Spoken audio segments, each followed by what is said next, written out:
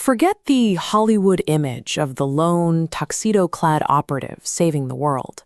The Cold War was actually fought by massive bureaucracies in monolithic concrete buildings. The United States and the Soviet Union were fighting the exact same invisible war. Yet to gather secrets and sabotage each other, they built completely opposite organizational machines. The CIA operated as a highly decentralized entity. To peer across the globe, American intelligence leaned heavily on multi-billion-dollar technological marvels. The KGB, conversely, was a strictly centralized body.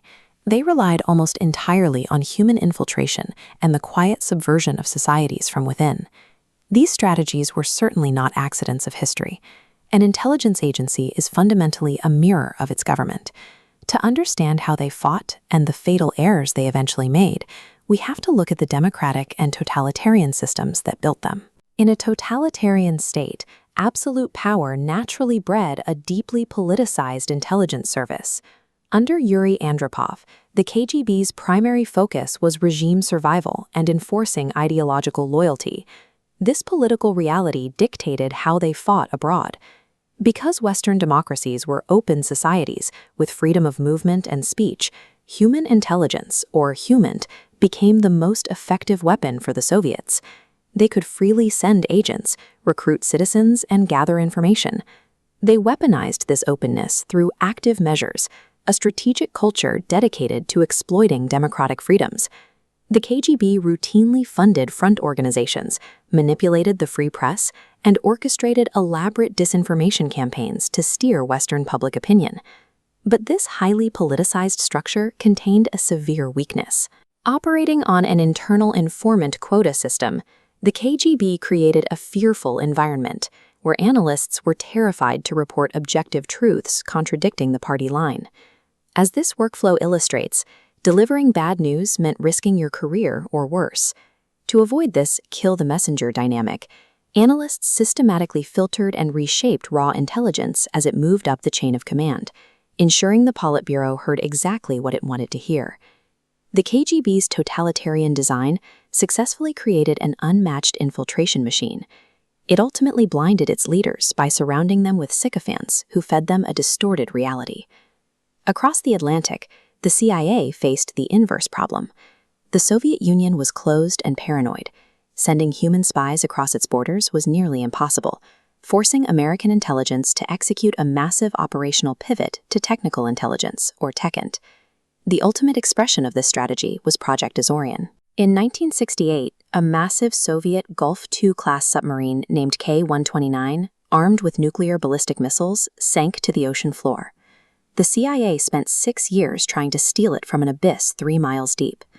Building a ship for this feat required a cover story to hide it from the public. The CIA partnered with eccentric billionaire Howard Hughes, claiming he was building a commercial deep-sea mining vessel to harvest manganese nodules from the ocean floor. The reality was the Hughes Glomar Explorer, featuring a massive derrick and claw to grasp a 1,750-ton submarine. To stay hidden from Soviet spy planes, the ship conducted the recovery underwater, pulling wreckage into a massive internal docking well called a moon pool. Just as the KGB had a structural weakness, so did the CIA. A democratic intelligence agency faces demands of public transparency, congressional oversight, and a protected free press. Project AZORIAN was never defeated by KGB counterintelligence. It was exposed and halted in 1975 when Los Angeles Times investigated journalists published a story linking Hughes, the CIA, and the sunken submarine.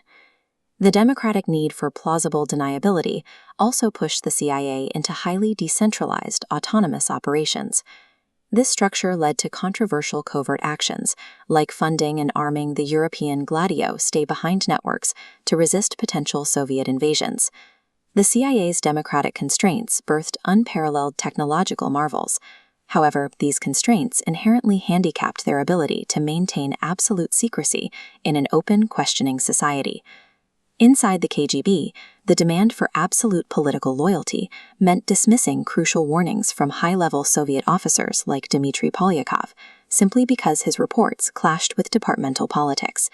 The totalitarian structure actively created catastrophic human failures. In the United States, the CIA's extreme compartmentalization and reliance on machines meant American leadership was completely blind to human double agents walking the halls of their own headquarters.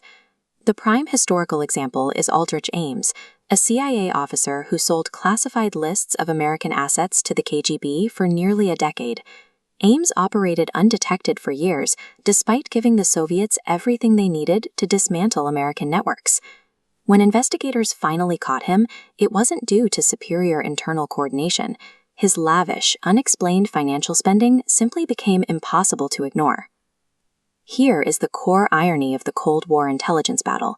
Every strategic strength possessed by the CIA and the KGB actively bred their specific, fatal vulnerabilities. A nation's intelligence apparatus cannot be separated from its political identity. Whether building technical marvels in the open or infiltrating societies from the shadows, a spy agency is always constrained, shaped, and ultimately limited by the very government